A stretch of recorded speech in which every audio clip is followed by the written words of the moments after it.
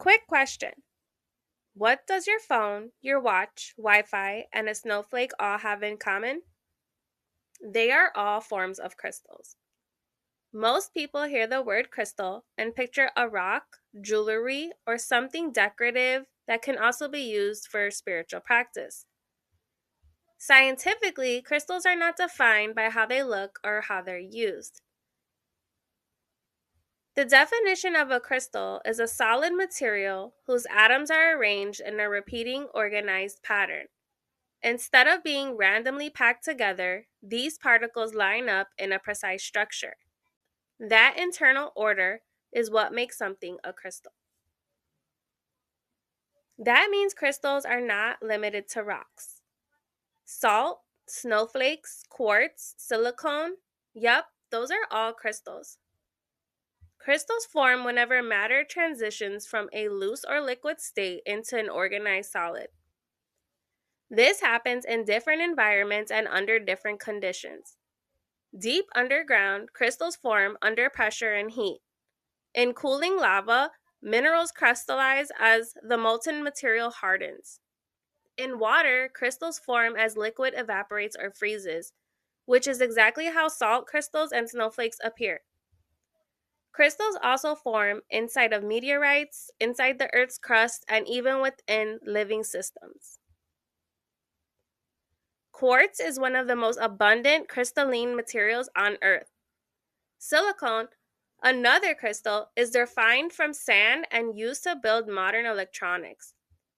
Crystals are not rare materials pulled from obscure places. They are part of the planet's basic structure. Now, here's where crystals move from nature into everyday life.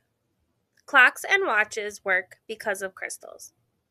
Inside digital watches, cell phones, computers, and GPS systems is a tiny quartz crystal.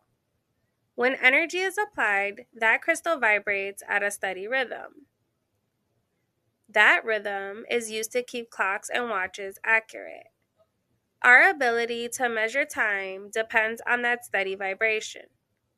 Phones and computers also depend on crystals.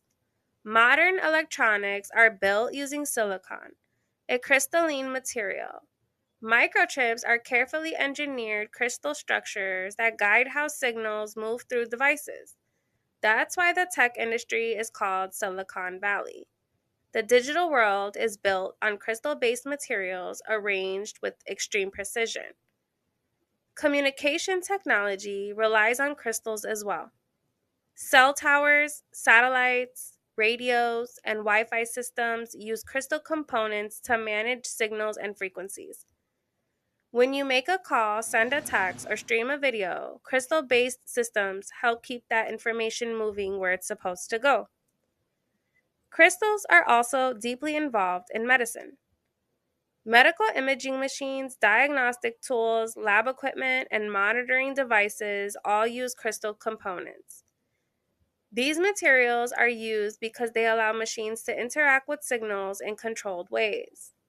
From ultrasounds to heart monitors, crystals play a role in how the body is observed and measured.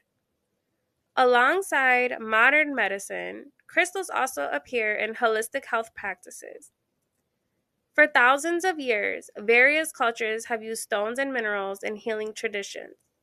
While modern science focuses on measurement and instrumentation, holistic systems often emphasize symbolic, energetic, or traditional uses of crystals.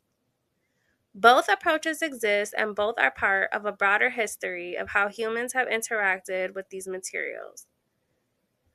Crystals are also present inside of the body itself. Bones and teeth both contain crystalline structures that give them strength and durability. These internal structures show that crystallization is not just external or geological, it's also biological. Ancient civilizations recognized the importance of certain stones long before modern technology existed. Archaeologists consistently find crystals placed intentionally in tools, architecture, burial sites, and ceremonial objects across cultures that never interacted with each other. Today, crystals are also tied to politics. Certain crystalline materials are considered strategic resources. They are mined, regulated, traded, and protected because they are essential for technology, communication systems, energy infrastructure, and global industries. So when you zoom out, crystals aren't just niche objects or trends.